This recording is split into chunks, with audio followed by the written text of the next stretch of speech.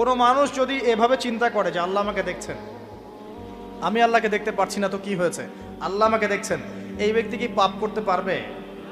এই ব্যক্তি গোপনেও কি পাপ করতে পারবে? যদি পাপ করেও ফেলে তার মধ্যে অনুশোচনা আসবে না? আল্লাহ আমাকে দেখেছেন। যদি পাপ করেও ফেলে দেখবেন 2 রাকাত নামাজ পড়ে বলছে আল্লাহ আমাকে মাফ করে দাও। আমাদের চলতে ফিরতে পাপ হতে পারে, স্পেশালি যুবকদের পাপ বেশি হতে পারে। যদি পাপ হয়ে যায় হতাশ হবেন না।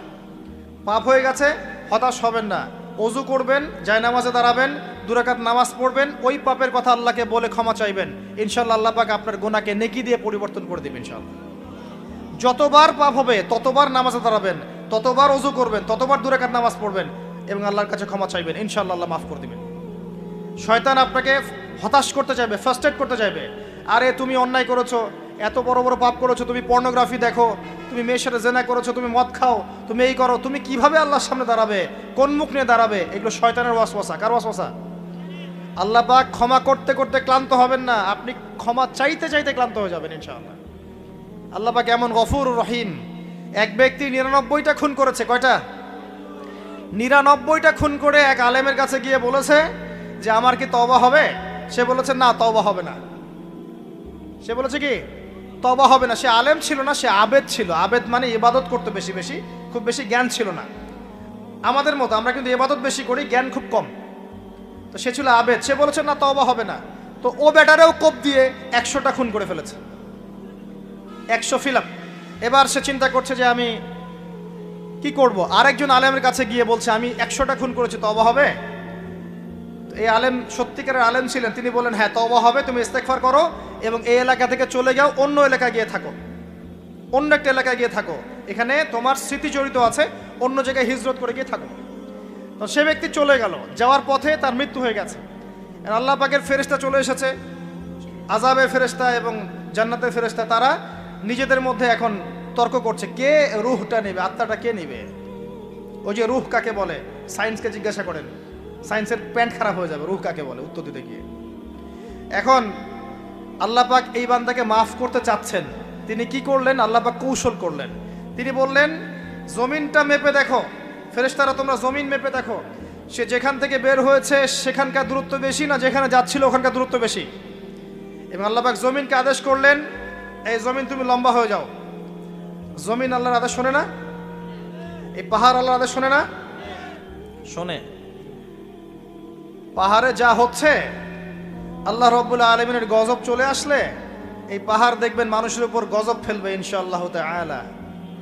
সমুদ্রের কিনারে যা হচ্ছে আমরা দেখে আসলাম যে নগ্নতা অশ্লীলতা চলছে, যখন আল্লাহ পাকের গজব আসবে দেখবেন সমুদ্র ভাসিয়ে দিবে সবাইকে, দেখে নিন ইনশাআল্লাহ। আল্লাহর আদেশ যখন চলে আসবে প্রকৃতি আল্লাহর কথা শুনবে। জমিনকে আল্লাহ বললেন লম্বা হয়ে যাও, জমিন লম্বা হয়ে গেল।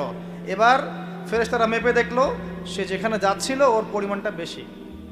আল্লাহ পাক বললেন ওকে মাফ করে দাও, ওকে মাফ করে দাও। 100 খুন করেছে। কত খুন? এটা বলে আপনাকে আমি খুন করতে উৎসাহিত করছি না, কথা কি বুঝতে পারছেন? আমি আপনাকে খুন করতে উৎসাহিত করছি না। আমি বলছি আল্লাহ পাকের দয়া এত প্রশস্ত যে আপনি পাপ করলে হতাশ হবেন না, হতাশ হয়ে যাবেন না। আমি অনেক পাপ করে ফেলেছি, আল্লাহ মাফ করবেন না, এমন চিন্তা করবেন না।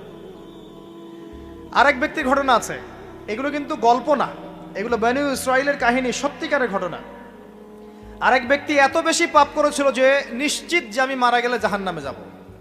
এখন সে মওতের আগে তার সন্তানদেরকে বলছে যে আমি মারা গেলে আমার লাশটাকে পুড়িয়ে ফেলবা, লাশটা পুড়িয়ে ফেলে অর্ধেক ছাই বাতাসে ভাসিয়ে দিবা, অর্ধেক ছাই সাগরে ভাসিয়ে দিবা, অর্ধেক ছাই বাতাসে উড়িয়ে দিবা, অর্ধেক ছাই সাগরে ভাসিয়ে দিবা।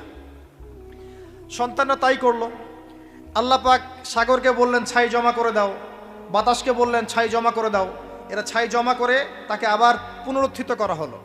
এবার আল্লাহ জিজ্ঞাসা করছেন তুমি এই কাজটা কেন করেছিলে, বলো এই কাজ তুমি কেন করেছো? সেই ব্যক্তি বলছে মিন খশিয়াতিকা ইয়া রাব্বি, হে আল্লাহ আমি তোমার ভয়ে এই কাজটা করেছি। আর তুমি আল্লাহ খুব ভালো করেই জানো যে আমি তোমার ভয়ে করেছি না অন্য কোনো কারণে করেছি। আল্লাহ পাক বললেন তুমি আমার ভয়ে যদি করে থাকো আমি তোমাকে মাফ করে দিলাম। ইসলামের পিলার কয়টা ভাই? 5টা। তাওহীদ এবং রিসালাত, অর্থাৎ কালিমা লা ইলাহা ইল্লাল্লাহ মুহাম্মাদুন রাসূলুল্লাহ। 2 নাম্বার সালাত 5 ওয়াক্ত, সালাত নাই ইসলাম থেকে নাম কাটা। মান তারাকা সালাতান মুতাআম্মিদান ফাকাদ কাফারা, কেউ যদি সালাতকে ইচ্ছা করে ছেড়ে দেয় মুসলিমের লিস্ট থেকে নাম কাটা পড়ে গেছে। জনগণ তাকে হাজী সাহেব বলতে পারে, আল্লাহর লিস্টের নাম নাই, কারণ সে সালাত ছেড়ে দিয়েছে। সালাত ছেড়ে দিলে ইসলামের কোনো পিলার থাকে না। আপনি অন্যান্য গুনাহ করছেন কিন্তু সালাত পড়ছেন, অ্যাটলিস্ট নাম আছে আপনার, মুসলিম আপনি। নামাজ বাদ দিয়ে দিয়েছে, তার ইসলামের লিস্টে তার কোনো নাম নাই। মান তারাকা সালাতান মুতাআম্মিদান ফাকাদ কাফার, সে কুফরি করলো, কাফের হয়ে গেল। বাইনা রাজুলি ওয়া বাইনা শিরকি ওয়াল কুফরি তারকুস সালাহ, একজন আল্লাহর বান্দা আর একজন কাফের মুশরিকের মাঝে পার্থক্য হচ্ছে নামাজ। ঠিক আছে ভাই, সালাত নাই, ইসলাম নাই। আচ্ছা, তারপরে বলেছেন যাকাত, তোমার নিসাব পরিমাণ সম্পদ হয়ে গেলে যাকাত প্রদান করবে। আপনার নিসাব পরিমাণ সম্পদ হয়ে গেলে 1 বছর যদি সম্পদ আপনার কাছে থাকে, আপনাকে যাকাত প্রদান করতে হবে 2.5%। এটা হলো ইসলামিক অর্থনীতির মূল ভিত্তি। ইসলামিক অর্থনীতি দাঁড়িয়ে আছে যাকাতের উপরে, ব্যবসার উপরে, সাদাকার উপরে। এগুলো ইসলামিক অর্থনীতির পিলার। এর মধ্য দিয়ে টাকা পয়সা সবার হাতে হাতে ঘুরতে থাকে। কেউ চিরস্থায়ী গরিব হয় না, কেউ চিরস্থায়ী ধনীও হয় না, একটা সাম্য বজায় থাকে। আর কেউ ধনী হয়ে গেলেও তার সম্পদে গরিবের হক থাকে, যাকাত, তখন সেটা তাকে দিতে হয়। এভাবে ইসলামিক ইকোনমিক্স ঘুরতে থাকে। পক্ষান্তরে সুদের মধ্য দিয়ে এক শ্রেণীর মানুষ দিন দিন ধনী হতে থাকে, আর এক শ্রেণীর মানুষ দিন দিন গরিব হতে থাকে। এটা সুদের ফলাফল। এর ফলশ্রুতিতে বিশ্বের একটা অংশ দিন দিন ধনী হয়েছে, আর বাকি অংশগুলো গরিব হয়েছে। এবং এটা আমি অনেকদিন বলেছি, মায়ের সাথে জেনার মতো অপরাধ, আল্লাহ এবং তার রাসূলের সাথে যুদ্ধের মতো অপরাধ। 36টা জেনা করলে যে পাপ হয়, 1 দিরহাম সুদ খেলে সেই পাপ হয়। যে ব্যক্তি সুদ খায়, যে দেয়, যে লিখে রাখে, যে সাক্ষী থাকে, সবাইকে নবীজি বলেছেন সমান অপরাধী। এগুলোর সাথে সম্পৃক্ত থেকে কেউ যদি আশা করে যে আমি পরকালে নবীর সুপারিশ পাবো, হাউজে কাউসারের পানি পাবো, কবরের প্রশ্নের উত্তর দিতে পারবো, ওই ব্যক্তির চাঁদে গিয়ে থাকা দরকার, পৃথিবীতে থাকার দরকার নাই। পৃথিবী বুদ্ধিভিত্তিক মানুষদের জন্য, অজ্ঞদের জন্য নয়। 3 নাম্বার যাকাত। 4 নম্বরে বলেছেন রমাদান মাসে সওম রাখবে। এরপরে বলা হয়েছে যদি সামর্থ্য থাকে তুমি হজ করবে। হজ সবার উপরে ফরজ নয়, যাদের সামর্থ্য আছে তার উপরে হজ করা ফরজ। আমাকে বলা হয়নি যে টাকা পয়সা ধার করে হজ করতে, বলা হয়েছে? বলা হয়নি। হজের সামর্থ্য হলে আপনি হজ করবেন। আর হজ করবেন আল্লাহর তাওহীদ শেখার জন্যে, আলহাজ টাইটেল পাওয়ার জন্য নয়। একটা আলহাজ টাইটেল পেয়ে যাব আর মানুষের ঘরে ঘরে গিয়ে বলবো আমি হাজী সাহেব, আমাকে মনোনীত করেন, এই জন্য হজ করবেন না। হজ করবেন আল্লাহর সন্তুষ্টির জন্যে, ইব্রাহিম আলাইহিস সালামের সুন্নাহ তরিকা শেখার জন্যে। ওই যে কাবা ঘর কার সুন্নতের সাথে জড়িত? ইব্রাহিম আলাইহিস সালাম। ওই যে কুরবানি করছি আমরা কার সুন্নতের সাথে জড়িত? ইব্রাহিম এবং ইসমাইল আলাইহিস সালাম। সাফা মারওয়া সাই করছেন কার সুন্নত? তার স্ত্রী ইসমাইল এবং হাজরা আলাইহিস সালাম। সব কিছু দেখবেন তাদের সাথে সম্পৃক্ত। শয়তানকে পাথর মারা কার সুন্নাহ? ওই যে ইব্রাহিম আলাইহিস সালাম। ইব্রাহিমী তাওহীদের একত্ববাদের চেতনা শিখতে হয় হজে গিয়ে। এটা আইওয়াশ করার নাম নয়, আলহাজ টাইটেল নেওয়ার জন্য নয়। আল্লাহ পাক বোঝার তৌফিক দান করুন। মানুষের আমলের মধ্যে যদি রিয়া থাকে, রিয়া, এই আমলগুলোকে আল্লাহ পাক ধুলো বানিয়ে উড়িয়ে দিবেন। আর রিয়া কি জিনিস? মানুষকে দেখানোর জন্য মানুষ আমল করা, মানুষ জানুক যে আমি অনেক বড় আলেম, অনেক বড় দায়ী, অনেক বড় বক্তা, অনেক বড় মুফাসসির, অনেক বড় হাফেজ, অনেক বড় বুজুর্গ। মানুষ আমাকে এটা মনে করুক। অন্যকে দেখানোর জন্য আমল করার সাথে সাথেই আপনার আমল নষ্ট হয়ে যাবে। আর এটা এত সূক্ষ্ম, যেটা সম্পর্কে নবী সাল্লাল্লাহু আলাইহি ওয়াসাল্লাম বলেছেন, অন্ধকার রাতে কালো পাথরের উপরে কালো পিঁপড়া যদি হেঁটে যায়, বোঝার চেষ্টা করেন, অন্ধকার রাতে কালো একটা পাথর, এর উপর কালো পিঁপড়া হেঁটে যাচ্ছে, বোঝা যাবে? তার শব্দ কি দেখা যাবে, শোনা যাবে? রিয়াটা এমন সূক্ষ্ম, বোঝা যায় না। যদি এটা মনের মধ্যে চলে আসে, এই দোয়াটা পড়তে পারেন, আল্লাহুম্মা ইন্নী আউযু বিকা আন উশরিকা বিকা ওয়া আনা আ'লাম ওয়া আস্তাগফিরুকা লিমা লা আ'লাম। ইনশাআল্লাহ আল্লাহ পাক মাফ করে দিবেন। অর্থ হচ্ছে, আল্লাহ, আমি তোমার সাথে জানা এবং অজানা শিরক থেকে তোমার কাছে ক্ষমা চাচ্ছি। আমি জেনে যে শিরকগুলো করেছি এ থেকেও ক্ষমা চাচ্ছি, যেটা না জেনে করেছি, এই যে গোপন শিরক রিয়া করেছি, এ থেকেও মাফ চাচ্ছি। আল্লাহ পাক ইনশাআল্লাহ মাফ করে দিবেন। এই পাঁচটা হচ্ছে ইসলামের পিলার। আর ইসলাম একমাত্র দিন যেটা আল্লাহর কাছে কবুলিয়ত পেয়েছে। অন্য কোনো দিন কি আল্লাহর কাছে গ্রহণযোগ্য? এর উত্তর কে দিবে? আল্লাহই দেখ, আল্লাহ পাকের কাছেই শোনেন। আল্লাহ পাক সূরা আলী ইমরানের মধ্যে বলেছেন, ইন্নাদ-দীনা ইনদাল্লাহিল ইসলাম, ইন্নাদ-দীনা ইনদাল্লাহিল ইসলাম। আল্লাহর কাছে একমাত্র গ্রহণযোগ্য দিনের নাম কি? ইসলাম। দিন মানে কি? দিন মানে কি ধর্ম, না দিন মানে একটা জীবন ব্যবস্থা? ইসলাম কি একটা শুধু ধর্মের নাম, না ইসলামে প্রত্যেকটা বিষয়ের সমাধান আছে? কোনটা? ধর্মের সমাধান ইসলামে নাই? কিভাবে আমল করতে হবে ইসলামে নাই? কিভাবে তাওহীদ পালন করতে হবে নাই? কেমন করে সুন্নত স্টাইলে জীবনযাপন করব নাই? কেমন করে ব্যবসা করব আছে না নাই? কেমন করে চাকরি বাকরি করব আছে না নাই? কেমন করে সমাজ চালাবো ইসলামে আছে না নাই? কেমন করে বিশ্ব চালাবো ইসলামে আছে না নাই? কেমন করে অর্থনীতি চালাবো আছে না নাই? কি নাই ইসলামে? কি নাই ইসলামে? মিশকাতুল মাসাবিহ একটা বই আছে না হাদিসের, এই বইয়ের মধ্যে একটা অধ্যায় আছে, দেখবেন মাথার চুল আঁচড়ানোর অধ্যায়। কি অধ্যায়? মাথার চুল কিভাবে আঁচড়াতে হয় এটাও ইসলাম শিখিয়ে দিয়েছে। সুবহানাল্লাহ। অধ্যায় দেখবেন হায়েজ নিফাস অধ্যায়। হায়েজ নিফাস তো বোঝেন, হায়েজ নিফাসের মতো বিষয়ে অধ্যায় রচনা করা হয়েছে এবং এখানে হেদায়েত দেওয়া হয়েছে।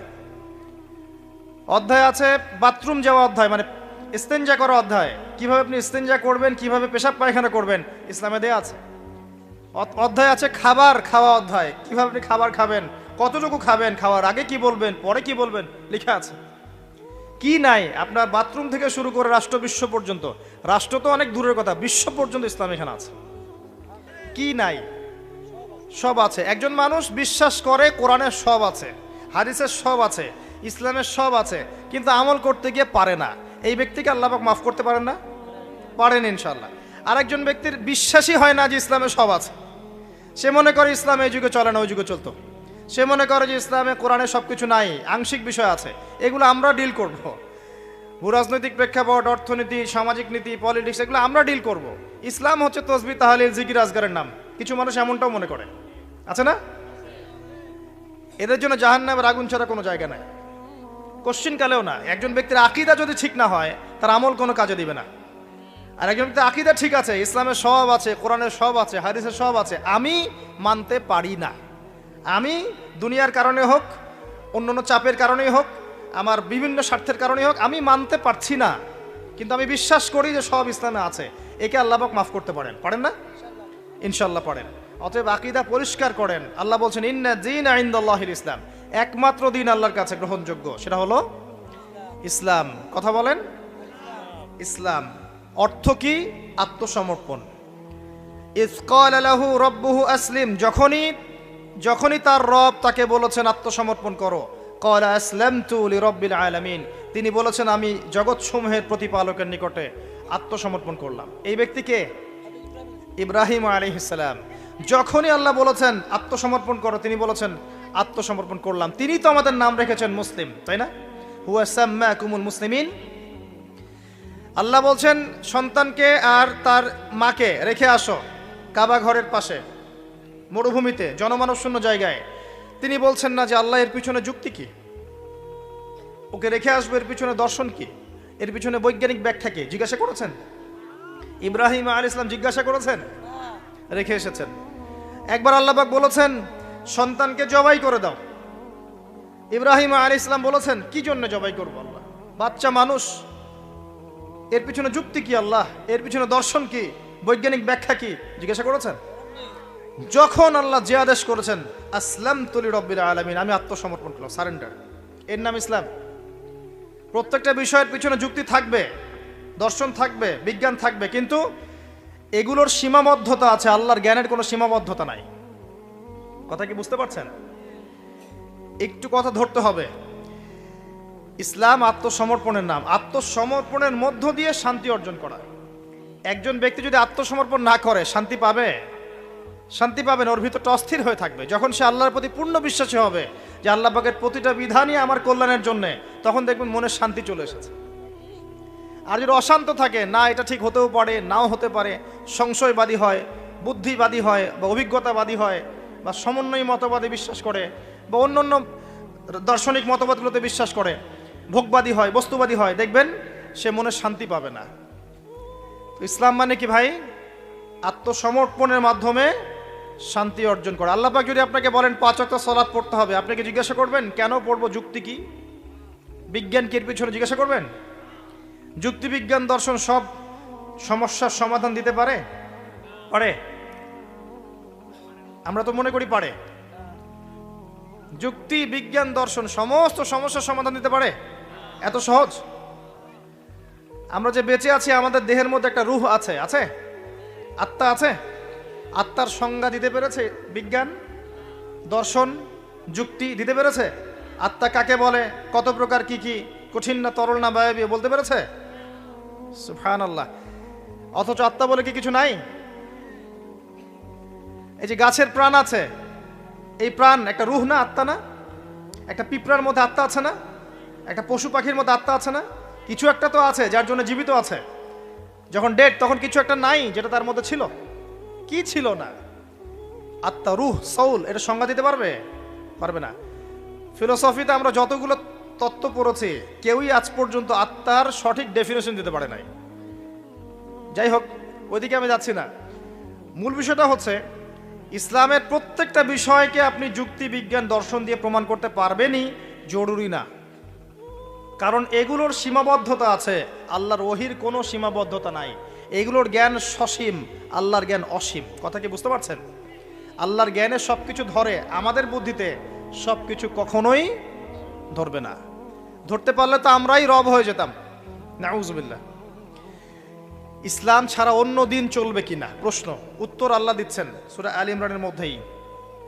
ওয়ামাই ইয়াবতাগি গায়রাল ইসলামি দীনান ফালাই ইউকবাল মিনহু, কেউ যদি ইসলাম ছাড়া অন্য কোনো জীবন ব্যবস্থা তালাশ করে, ফালাই ইউকবাল মিনহু, আরবি যারা জানে টুকটাক ব্যাকরণ তারাও জানে, লাই ইউকবালা, কোশ্চিন কালেও কবুল করা হবে না। কখনো হবে এমন না, ফালাই ইউকবালা, কোশ্চিন কালেও কবুল করা হবে না, ফুল স্টপ। কেউ যদি ইসলাম ছাড়া অন্য কোনো জীবন ব্যবস্থা তালাশ করে, ইসলাম ছাড়া অন্য কোনো তন্ত্র মন্ত্র দর্শন ইত্যাদি তালাশ করে, এগুলোর মধ্যে সব কিছুর সমাধান খোঁজে, এগুলোর আনুগত্য করে, আল্লাহ বলছেন কোশ্চিন কালেও ওর কাছ থেকে কোনো আমল কবুল করা হবে না। ওয়া হুয়া ফিল আখিরাতি মিনাল খাসিরিন, এবং পরকালে সে ব্যক্তি খাসিরিন, ক্ষতিগ্রস্তদের অন্তর্ভুক্ত হবে ইনশাআল্লাহ তাআলা। বেস কি ইসলামের? ভিত্তি কি? কোরআন এবং হাদিস। যদি কেউ বলে আমি কোরআন মানি হাদিস মানি না, সুস্পষ্ট কাফের। কেউ যদি বলে আমি কোরআন মানি নবীর হাদিস মানি না, সুস্পষ্ট কাফের, কোনো সন্দেহ নাই। সন্দেহ আছে?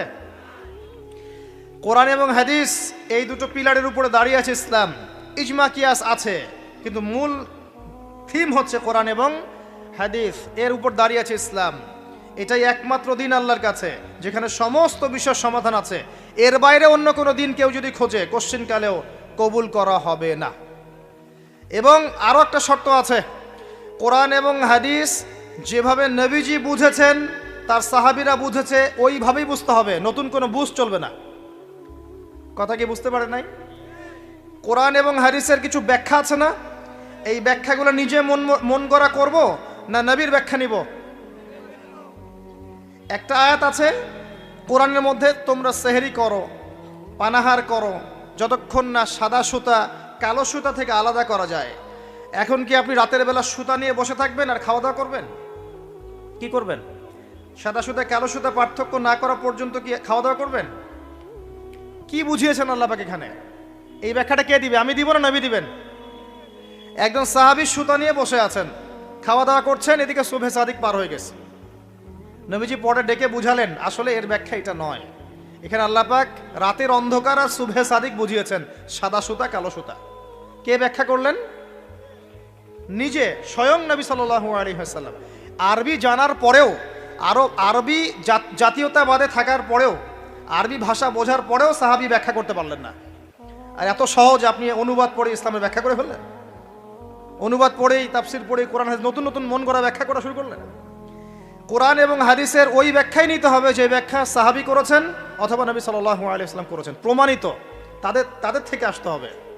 নিজের মন গড়া কোনো ব্যাখ্যা চলবে না, তবে ইস্তেহাদ চলবে। কি চলবে? ইস্তেহাদ মানে একটা মাসআলা দেয়া আছে, এই মাসআলার আলোকে আপনি অন্য অন্য মাসআলা বের করতে পারবেন। যেমন আল্লাহ পাক বলেছেন মাদক খেও না, মাদক খেও না, এটা হারাম, ছেড়ে দাও। আচ্ছা, এখন এখানে তো কোরআনে তো সিগারেট শব্দ নাই, এখানে তো ইয়াবা শব্দ নাই, এখানে তো এই যে ফেন্সিডিল শব্দ নাই, গাঁজা শব্দ নাই, আফিম নাই, যেগুলো আপনাদের এখানে চাষ হয়, তাই না? তামাক নাই, এগুলো নাই। তো কোরআনে যেহেতু নাই তাহলে খাওয়া যাবে। ব্যাপারটা কেমন? কোরআনে মূলনীতি দেয়া আছে না? এখন যে কোনো বস্তুই যাই মাদকতা সৃষ্টি করবে সেটাই হারাম, সিম্পল। এই যে ইস্তেহাদ করলেন আপনি, এটার অপশন আছে, এর দরজা খোলা আছে, কিন্তু নতুন মন গড়া ব্যাখ্যা চলবে না। অন্যান্য সমস্ত ধর্মের ভালো ভালো জিনিসগুলোকে নিয়ে নতুন একটা ধর্ম চালু করলেন আর সবাইকে ওইদিকে ডাকছেন, এইসব তন্ত্রমন্ত্র ইসলাম বিশ্বাস করে না। চূড়ান্ত সঠিক রিলিজিয়ন ইসলাম, এখানে সমস্ত কিছু সমাধান আছে, এখানেই সব কিছু আছে, এর বাইরে কিচ্ছু নাই। হ্যাঁ, ইসলামের কল্যাণের সাথে যদি কোনো কিছু মিলে যায় ওই বিষয়টা নিতে আমাদের কোনো আপত্তি নেই, কিন্তু কোরআন সুন্নাহর মূলনীতির সাথে কোনো কিছু যদি না মেলে সেটা মানতে মুসলিমরা কোশ্চিনকালেও বাধ্য নয়। এবং তালগোল পাকিয়ে সমস্ত ধর্মের কিছু নিয়ে একটা নতুন ধর্ম তৈরি করার অধিকার আল্লাহ কাউকে দেন নাই। এটা একটা প্রবৃত্তির দাসত্ব, নতুন ধর্ম। এটা একটা মানব সৃষ্ট ধর্ম। যে ব্যক্তি এগুলোতে বিশ্বাস করবে সে ইসলাম থেকে খারিজ হয়ে যাবে ইনশাআল্লাহ তাআলা। ওয়া হুয়া ফিল আখিরাতি মিনাল খাসিরিন। খুব সতর্ক থাকবেন, কোরআন সুন্নায় যা আছে চূড়ান্ত, এর বাইরে কিচ্ছু নাই হকের, এর বাইরে আসলে কিছু নাই, এটাই চূড়ান্ত।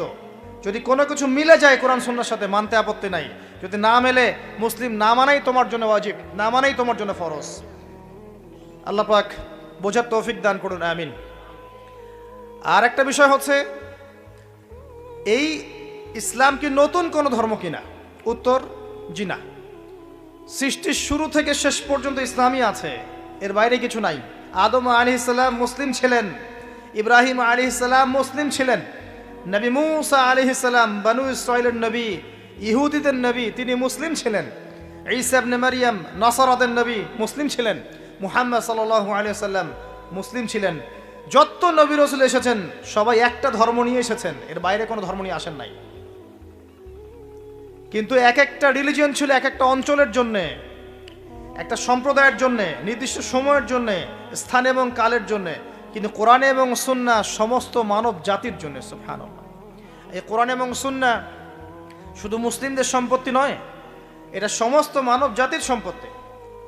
তো এটা যদি কেউ মনে করে যে ইসলাম নতুন ধর্ম, মুহাম্মদ সাল্লাল্লাহু আলাইহি ওয়াসাল্লাম নিজে এটা প্রবর্তন করেছেন, এ ডাহা মিথ্যাবাদী।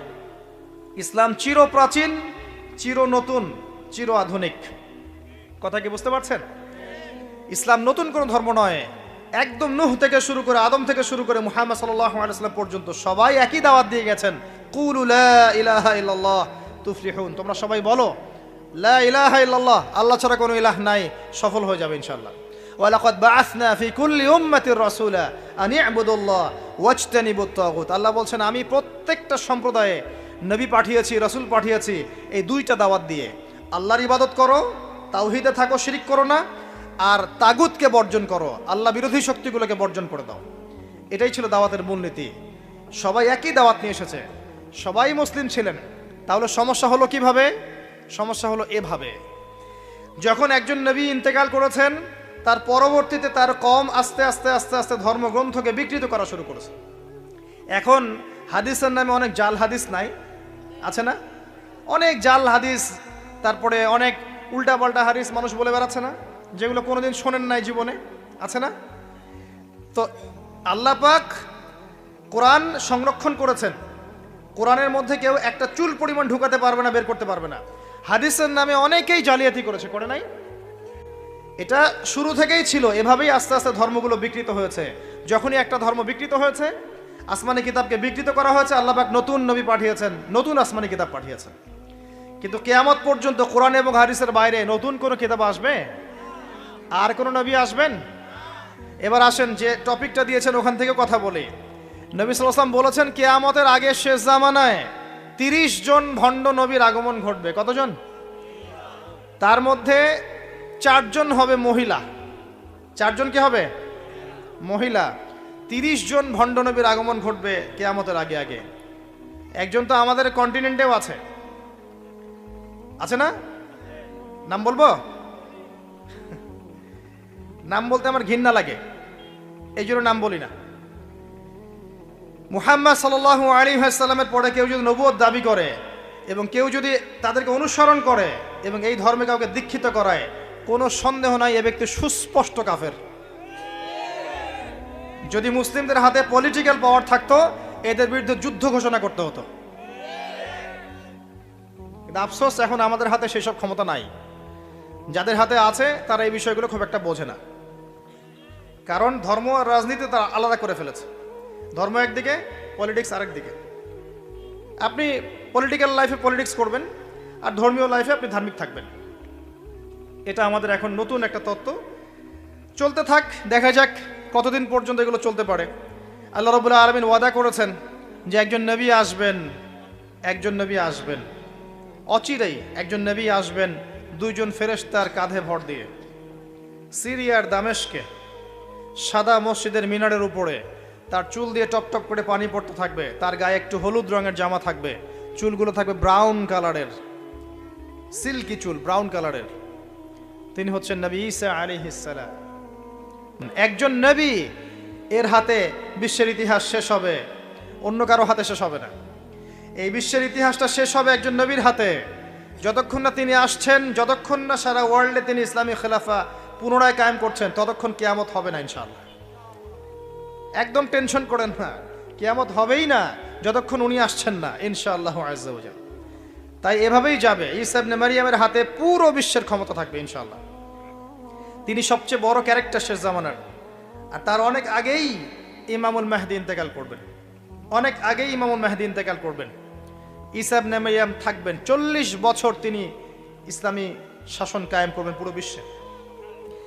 এটা হবে কত সালে, কত বছর পর, কত শতাব্দী পর আমরা কেউ জানি না।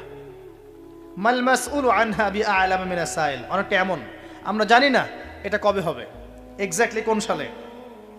কিন্তু কিয়ামতের আলামতগুলো যেভাবে একটার পর একটা আসছে, একটার পর একটা আসছে, এতে মনে হচ্ছে দূরদর্শিতার সাথে যে সময় বেশি বাকি নাই। একটা বিষয়ের আলামত প্রকাশ পেলে মানুষ বুঝতে পারে না যে একটা বিষয় ঘটতে যাচ্ছে। একজনের ক্যান্সার হয়েছে মনে করেন, নাউজুবিল্লাহ, তো ক্যান্সার হয়েছে, সে অসুস্থ হয়েছে, আস্তে আস্তে আরেকটু অসুস্থ হচ্ছে, তারপর আরেকটু অসুস্থ হচ্ছে, এক পর্যায়ে লাস্ট স্টেজে চলে গেছে। তখন ডাক্তার বুঝতে পারে না যে ইনার হাতে বেশি সময় নাই। কথা বোঝা যায়? যখন এমনভাবে সাইনগুলো একটার পর একটা আসতে থাকে, আমরা অনুমান করে ফেলি না, একটা এস্টিমেট করি না যে সম্ভবত সময় বেশি নাই, এই ব্যক্তি বেশি দিন বাঁচবে না, হয়তো বা শেষ স্টেজে আছে, ক্যান্সার ধরা পড়েছে, সে একদম শয্যাশায়ী, মৌতের আলামত প্রকাশ পাচ্ছে। তাহলে কি আপনি বলতে পারবেন না যে তার সময় হয়তো বা সন্নিকটে চলে এসেছে? এটা বলা কি গায়েব জানা হলো? এটা গায়েবের খবর বলা হলো? এটা আপনার দূরদর্শিতা, এটা আপনার হিকমা, আপনার প্রজ্ঞা, আপনার দূরদর্শিতা, আপনার বসীরা। এই বসীরার চর্চা করা কি নাজায়েজ? আমরা হাদিসটা শেষ করি, তারপর দেখবেন নবী সাল্লাল্লাহু আলাইহি ওয়াসাল্লাম কি করেছেন। আমি বলতে চাচ্ছি, বিশ্ব এখন যে অবস্থায় আছে, আস্তে আস্তে আলামতগুলো আরো বাড়বে এবং শেষটা হবে একজন নবীর হাতে, যিনি এই পৃথিবীকে শাসন করবেন, একজন বাদশা হিসেবে শাসন করবেন। আসেন, এখানে একটা বিষয় আপনাকে ক্লিয়ার করা হলো যে কোরআন এবং হাদিস ইসলামের মূল মানদণ্ড। এটার উপর 5টা পিলার দাঁড়িয়ে আছে: সালাত, তার আগে তাওহীদ এবং সুন্নাহ, যাকাত, রমাদানের সওম এবং হজ। এটাকে নিয়ে একটা ইসলাম দিন, কমপ্লিট কোড অফ লাইফ, জীবনের সব ক্ষেত্রে সমাধান আছে। এর বাইরে অন্য কোনো দিন তালাশ করলে জাহান্নামে যাবে। অন্য সব ধর্ম নিয়ে একটা নতুন ধর্ম বানালে জাহান্নামে যাবে। ইসলাম যেভাবে আছে এভাবেই বুঝতে হবে, নবীর বুঝ অনুযায়ী, সাহাবে কেরামের বুঝ অনুযায়ী। এর বাইরে কোনো নতুন বুঝ চালু করলেও বাতিল হবে, গণ্য হবে না। মানে আমিলা আমালান লাইসা আলাইহি আমরুনা ফাহুয়া রদ। কেউ যদি ইসলামের নামে নতুন কোনো তন্ত্রমন্ত্র চালু করে যার পক্ষে আমাদের কোনো দলিল নাই, সেটা প্রত্যাখ্যাত, নবী সাল্লাল্লাহু আলাইহি ওয়াসাল্লাম বলেছেন। এবার আসেন দ্বিতীয় প্রশ্ন। এই ব্যক্তি প্রশ্ন করছেন, কোন ব্যক্তি? ওই যে সাদা পোশাক, কালো চুল, হাঁটুর সাথে হাঁটু লাগিয়ে বসে আছেন, যাকে আরবের কেউ দেখে নাই, নতুন মুখ মনে হচ্ছে। এবার তিনি প্রশ্ন করছেন, ইয়া মুহাম্মদ, বলেন সাল্লাল্লাহু আলাইহি ওয়াসাল্লাম, আখবিরনি আনিল ঈমান, আমাকে ঈমান সম্পর্কে বলুন। নবীজি বলছেন, আল ঈমান, ঈমান হচ্ছে আন তুমিনা বিল্লাহ, তুমি আল্লাহর প্রতি বিশ্বাস করবে, এক, ওয়া মালাইকাতিহি, ফেরেশতা মণ্ডলীর প্রতি বিশ্বাস করবে 2, ওয়া কুতুবিহি আসমানি কিতাব সমূহের প্রতি বিশ্বাস করবে 3, ওয়া রুসুলিহি সমস্ত নবী রাসূলের প্রতি বিশ্বাস করবে, এটা 4, 5 ওয়াল ইয়াউমিল আখির পরকালের প্রতি বিশ্বাস করবে, 6 ওয়াল কদরি খায়রিহি ওয়া শাররিহি তাকদীরের ভালো মন্দের প্রতি বিশ্বাস করবে। ঈমানের পিলার কয়টা ভাই? কয়টা? সুবহানাল্লাহ, 5টা হলো। আমার সাথে বলেন, 1 নাম্বার কি? আল্লাহর প্রতি 2 নাম্বার বলেন মালায়েকার প্রতি বিশ্বাস, 3 নাম্বার ভুলে গেছেন আসমানি কিতাব সমূহের প্রতি বিশ্বাস, 4 নাম্বার রাসূলগণের প্রতি ঈমান, 5 নাম্বার ওয়াল ইয়াউমিল আখির মানে কি পরকালের প্রতি ঈমান, 6 নাম্বার ভাগ্য তাকদীরের ভালো মন্দের প্রতি ঈমান। মনে থাকবে? ঈমানের পিলার 6টা। কয়টা? 6টা। ইসলামের পিলার কয়টা ছিল? 5টা। এই 6টা পিলারকে আবার 3টা কাজ করতে হবে। কয়টা কাজ? 1 নাম্বার তাসদিক বিল জিনান, আপনাকে অন্তর থেকে বিশ্বাস করতে হবে, এগুলোকে অন্তর দিয়ে বিশ্বাস করতে হবে। আব্দুল্লাহ বিন উবাই মুনাফিকের মতো মুখ দিয়ে স্বীকৃতি শুধু নয়, অন্তর দিয়ে বিশ্বাস করতে হবে। তারপরে ইকরার বিল লিসান, আপনাকে মৌখিক স্বীকৃতি প্রদান করতে হবে। 2, 3 নাম্বার হচ্ছে ওয়াল আমালু বিল আরকান, আপনাকে কাজে বাস্তবায়ন করতে হবে। তাহলে ঈমানের 6 পিলারকে কি করব? 3 কাজ করব। কয় কাজ? 3 কাজ। 1 নাম্বার অন্তরে বিশ্বাস, 2 নাম্বার বলেন মুখে স্বীকৃতি, 3 নাম্বার কাজে বাস্তবায়ন। কেউ যদি বলে আমি মনে বিশ্বাস করি, আমার নামাজ না পড়লেও চলবে? কেউ যদি বলে আমি মনে অনেক বিশ্বাস করি, যাকাত না দিলেও চলে, আমার চলবে? অনেকে তো এখন এমনও বলে যে আমার নামাজ রোজা হজ জাকাত কিছুরই দরকার নাই, আমি মারেফতের উচ্চ আসনে পৌঁছে গেছি, বলে না? আছে না এরকম ভণ্ডপীর? আছে না? সাবধান, ঈমান আমল হারাবেন না। ওয়া'বুদ রাব্বাকা হাত্তা ইয়াতিয়াকাল ইয়াকিন, নবী সাল্লাল্লাহু আলাইহি ওয়াসাল্লামকে বলা হয়েছে শেষ পর্যন্ত, মউত আসার আগ পর্যন্ত তুমি আল্লাহর ইবাদত করতে থাকো। আর এখন এক শ্রেণী মানুষ বলছে নামাজ রোজা হজ জাকাত আমাদের লাগে না, সাধারণ মানুষের লাগে। আমরা তো পৌঁছাই গেছি জায়গা মতো। কোথায় পৌঁছাই গেছেন ভাই? সুবহানাল্লাহ। তো 3টা কাজ করাই জরুরি। অন্তরে বিশ্বাসও যেমন করতে হবে, মুখে স্বীকৃতি দিতে হবে এবং কাজে বাস্তবায়ন করতে হবে। আল্লাহ পাক তৌফিক দান করুন, আমিন। কাজে বাস্তবায়ন করতে গিয়ে আপনার দ্বারা ভুল ত্রুটি হতে পারে, কবিরা গুনাহও হতে পারে। আপনি সুদ খেয়ে ফেলতে পারেন, জেনা করে ফেলতে পারেন, আপনি কি বলবো হারাম খেতে পারেন, কবিরা গুনাহ করে ফেলতে পারেন, মিথ্যা বলতে পারেন, গীবত করতে পারেন, ইত্যাদি ইত্যাদি। অনেক বড় বড় পাপ করতে পারেন কাজ করতে গিয়ে। তখন আপনার জন্য তওবার দরজা খোলা আছে না নাই? মৌত পর্যন্ত তওবার দরজা খোলা আছে না নাই? আপনার জন্য তওবার দরজা খোলা আছে, আপনি তওবা করে ফিরে আসতে পারবেন। আহলে সুন্নাহ ওয়াল জামায়াতের আকীদা হচ্ছে কবিরা গুনাহ করলেই কোনো ব্যক্তি কাফের হয়ে যায় না, বরং সে ব্যক্তি ফাসেক বা জালেম হতে পারে, তার তওবার দরজা খোলা আছে, শেষ পর্যন্ত তওবা করতে পারবে ইনশাআল্লাহ। কোন অবস্থায় তার মৌত হবে সেটা আল্লাহ দেখবেন, আমার জাজ করার কোনো দরকার নাই। আছে? কোনো দরকার নাই। আল্লাহ পাক আমাদেরকে বোঝার তৌফিক দান করুন, আমিন। এটা 2 নাম্বার প্রশ্ন। রাত অনেক গভীর হচ্ছে, আমি অল্প করে আলোচনা করবো ইনশাআল্লাহ, একটু অপেক্ষা করেন। 3 নাম্বার প্রশ্নে চলে আসেন। এই ব্যক্তি প্রশ্ন করছেন 3 নাম্বার। কোন ব্যক্তি ভাই? ওই যে হাঁটুর সাথে হাঁটু লাগিয়ে বসে আছেন, তার গায়ে কি রঙের জামা আছে? তার চুল কেমন? তাকে চেনা যায়? পরিচিত না অপরিচিত? অপরিচিত। তিনি 3য় প্রশ্ন করছেন, ইয়া মুহাম্মদ সাল্লাল্লাহু আলাইহি ওয়াসাল্লাম আখবিরনি আনিল ইহসান, আমাকে ইহসান সম্পর্কে বলুন। ইহসান কি জিনিস এই সম্পর্কে আমাকে বলেন। এবার আমাদের নবীজি বলছেন আল ইহসান, ইহসান হচ্ছে আন তা'বুদাল্লাহা কাআন্নাকা তারাহ। খুব ভালো করে বোঝেন এই জায়গাটা। আন তা'বুদাল্লাহা কাআন্নাকা তারাহ, তুমি এমন ভাবে আল্লাহর ইবাদত করবে যেন তুমি আল্লাহকে দেখতে পাচ্ছো। কথা কি বুঝতে পারছেন? তুমি এমন ভাবে আল্লাহর ইবাদত করবে যেন তুমি আল্লাহকে দেখতে পাচ্ছো, মানে আল্লাহ কনসিয়াসনেস। আপনি নামাজ পড়ছেন, মনে মনে চিন্তা করছেন আল্লাহ আমাকে দেখছেন। আপনি ব্যবসা করতে বসেছেন, মাপছেন, ওজন দিচ্ছেন, একটু কম বেশি দেওয়ার সুযোগ আছে, কাস্টমার দেখছেন আপনাকে, কিন্তু আপনি চিন্তা করছেন আল্লাহ আমাকে দেখছেন। আপনি কি বুঝতে পারছেন কি বুঝতে পারছি? আপনাকে একটা বিল পাস করতে দেওয়া হয়েছে, আপনার সুযোগ আছে এখানে দুর্নীতি করার, আপনাকে টেবিলের তল দিয়ে টাকাও দেওয়া হয়েছে, আপনি নেওয়ার আগে চিন্তা করছেন যে আল্লাহ আমাকে দেখছেন। আপনি আপনার বান্ধবীর সাথে পড়াশোনা করছেন ফ্রি মিক্সিংয়ে, আপনার বান্ধবী আপনাকে প্রপোজ করছে, চলো আমার সাথে একটু কফি খাও, চলো না একটু ঘুরে আসি, বান্দরবন ঘুরে আসি, চলো না একটু ঘুরে আসি। ঘুরলে কি সমস্যা? বন্ধু বান্ধব একসাথে ঘুরতেই পারে। আর আমি তো তোমাকে ভালোবাসি, তোমাকে বিয়ে করব, সমস্যা কোথায়? তাই না ভাই? তখন আপনি চিন্তা করছেন যে আল্লাহ আমাকে দেখছে, আল্লাহ আমাকে দেখছে। আপনার সামনে সুযোগ আছে সুদের টাকা খাওয়ার, আপনি চিন্তা করছেন যে আল্লাহ আমাকে দেখছে। সামনে আপনার জমি আছে, আপনি তামাক লাগাবেন না কলা চাষ করবেন, এখন তামাক লাগাতে গিয়ে চিন্তা করছেন আল্লাহ আমাকে দেখছেন। আমি কি বুঝাতে পারছি ভাই? এইভাবে প্রতিটা কাজ করা যে আল্লাহ আমাকে দেখছেন, এই চেতনার নাম হচ্ছে ইহসান। কি নাম? এটা অনেক উচ্চ পর্যায়ে। এই পর্যায়ে গেলে মানুষ আল্লাহর মারেফত পেয়ে যায়, এই পর্যায়ে গেলে মানুষ আল্লাহকে পেয়ে যাবে ইনশাআল্লাহ তাআলা। যখন একজন মানুষ প্রতিটা কাজে ফিল করবে যে আল্লাহ আমাকে দেখছেন। এই যে আপনি রোজা রাখবেন, খাবেন না, পানাহার করবেন না, বাথরুমে গিয়ে পানি খেতে পারেন না, কেউ দেখবে? কেন খান না? কি জন্য খান না? মনে করেন না যে আল্লাহ আপনাকে দেখছেন? এইটাই হলো ইহসান, যে আপনি চিন্তা করছেন আল্লাহ আমাকে প্রতিটা কাজেই দেখছে। আপনি আল্লাহ বিরোধী কোনো কাজ করতে পারি না, আল্লাহ আমাকে দেখছেন। আমি কারোর প্রতি জুলুম করতে পারি না, আল্লাহ আমাকে দেখছেন। বোনের সম্পত্তি আত্মসাৎ করতে পারি না আমি, আল্লাহ আমাকে দেখছেন। নামাজ না পড়ে আমি বাসায় ঘুমিয়ে থাকতে পারি না, আল্লাহ আমাকে দেখছেন। যাকাত না দিয়ে আমি থাকতে পারি না, আল্লাহ আমাকে দেখছেন। রমজানের রোজা না রেখে আমি থাকতে পারবো না, আল্লাহ আমাকে দেখছেন। আমি পর্দা না করে বেহায়ের মতো চলতে পারি না, আল্লাহ আমাকে দেখছেন। এই চেতনার নাম কি? ইহসান। মনে থাকবে ভাই। নবীজি বলছেন আনতা আবুদুল্লাহ কাআন্নাকা তারাহ ওয়া ইল্লাম তাকুন তারাহ।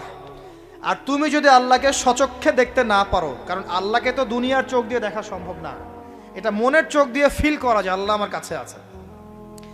যদি তুমি আল্লাহকে দেখতে না পারো তাহলে জেনে রেখো ওয়া ইল্লাম তাকুন তারাহ ফাইন্নাহু ইয়ারাক, যে আল্লাহ পাক তোমাকে দেখছেন। এই চেতনা লালন করো। আমরা অনেক চেতনার কথা বলি না এখন, সবচেয়ে বড় এবং গুরুত্বপূর্ণ চেতনা হচ্ছে আল্লাহর চেতনা, আল্লাহর অস্তিত্বের চেতনা। আল্লাহ আমাকে দেখছেন, এই চেতনা, এটা যথেষ্ট জান্নাতে যাওয়ার জন্য।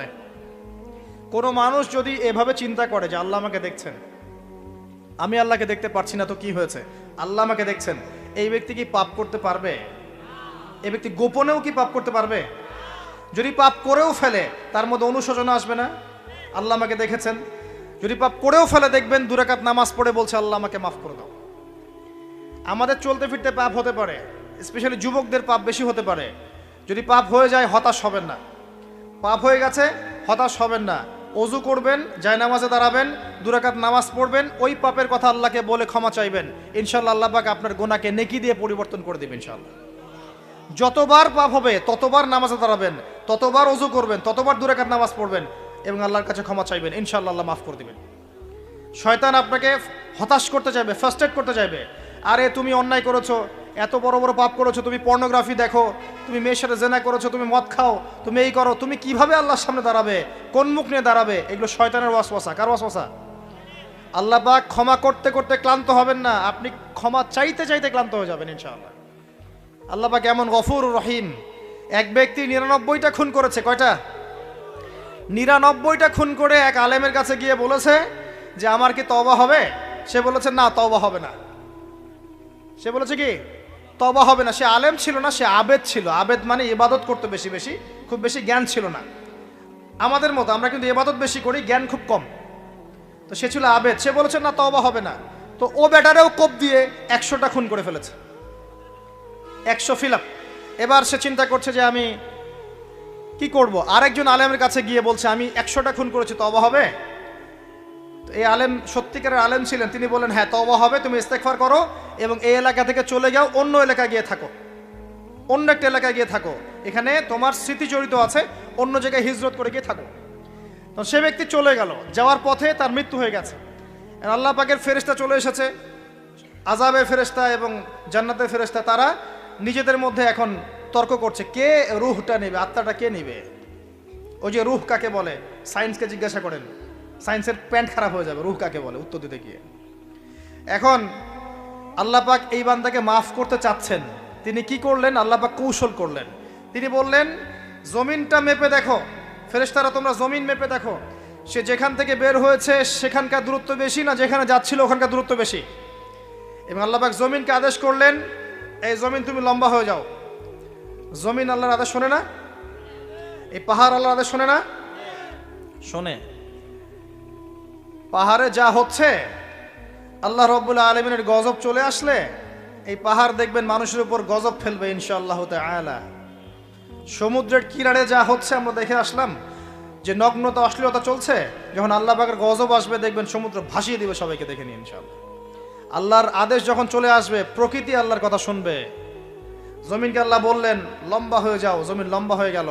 এবার ফেরেশতারা মেপে দেখলো সে যেখানে যাচ্ছিল ওর পরিমাণটা বেশি। আল্লাহ পাক বললেন ওকে মাফ করে দাও, ওকে মাফ করে দাও। 100 খুন করেছে। কত খুন? এটা বলে আপনাকে আমি খুন করতে উৎসাহিত করছি না, কথা কি বুঝতে পারছেন? আমি আপনাকে খুন করতে উৎসাহিত করছি না। আমি বলছি আল্লাহ পাকের দয়া এত প্রশস্ত যে আপনি পাপ করলে হতাশ হবেন না, হতাশ হয়ে যাবেন না। আমি অনেক পাপ করে ফেলেছি, আল্লাহ মাফ করবেন না, এমন চিন্তা করবেন না। আরেক ব্যক্তির ঘটনা আছে, এগুলো কিন্তু গল্প না, এগুলো বনী ইসরাইলের কাহিনী, সত্যিকারের ঘটনা। আরেক ব্যক্তি এত বেশি পাপ করেছিল যে নিশ্চিত যে আমি মারা গেলে জাহান্নামে যাব।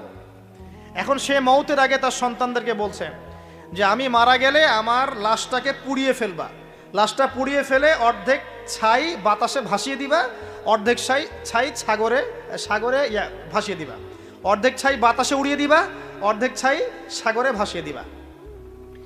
সন্তানরা তাই করলো। আল্লাহ পাক সাগরকে বললেন ছাই জমা করে দাও, বাতাসকে বললেন ছাই জমা করে দাও। এরা ছাই জমা করে তাকে আবার পুনরুত্থিত করা হলো। এবার আল্লাহ জিজ্ঞাসা করছেন তুমি এই কাজটা কেন করেছিলে, বলো এই কাজ তুমি কেন করেছো? সেই ব্যক্তি বলছে মিন খশিয়াতিকা ইয়া রাব্বি, হে আল্লাহ আমি তোমার ভয়ে এই কাজটা করেছি। আর তুমি আল্লাহ খুব ভালো করেই জানো যে আমি তোমার ভয়ে করেছি না অন্য কোনো কারণে করেছি। আল্লাহ পাক বললেন তুমি আমার ভয়ে যদি করে থাকো আমি তোমাকে মাফ করে দিলাম।